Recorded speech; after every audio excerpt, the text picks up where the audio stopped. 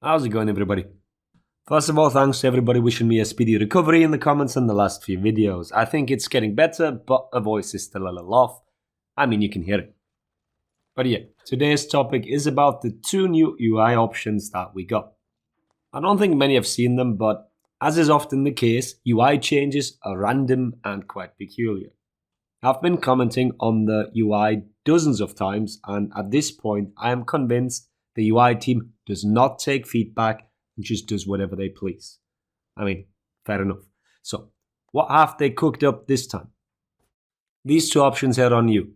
Use detailed lock indicator and use detailed stamina bar. Let's start with the lock indicator. At first, I thought they gave us some UI elements that let us identify who opponents are locked onto, or whether attacks that are coming your way are locked onto you or to somebody else. But no, that would have been useful. Instead, the text and symbol when you're out of lock, those two things are bigger now. No longer will you have trouble identifying what those hieroglyphics could mean. Now you can clearly see them. And on top of that all, look at this. The symbol now pops in with some, I don't know, it's not an effect, but it's not just fading in. So, yeah, I don't know, whatever. This thing here isn't even close to taking the cake. Just you wait.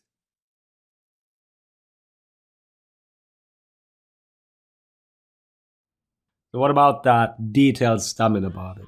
It's certainly an element that could use some improvements, even if not desperately needed.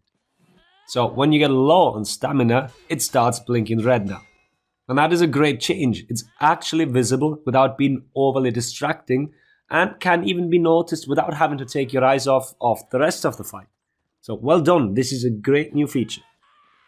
But now what happens if I go out of stamina? Now would you look at that? A big black box with text in it. Out of stamina, seize attacks. Are you for real now? You introduce a black, non-transparent box that goes on top of the remaining UI, so it can block much more important information from it? What the fuck is this? And then you package it together with an actual grade change.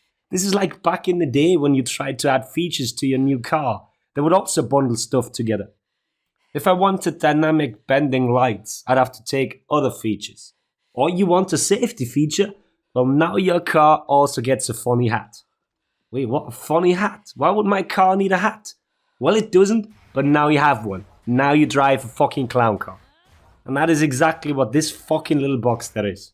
A completely redundant UI element that should have never seen the light of day, especially not after years of feedback and requests of having a more streamlined UI with less distracting blinking and flashing and whatnot. This is just embarrassing and once again shows that UI feedback falls on deaf ears. So yeah, this video is not feedback, this is just therapy for myself, being allowed to vent about something that could potentially be great. Well, and now you guys know too. I don't think either of these two options is particularly useful, no matter how new or veteran someone might be. I can't wait for future UI adventures. It's always a treat. Having said that, hope the video was interesting. Thanks for watching. Laters, everybody.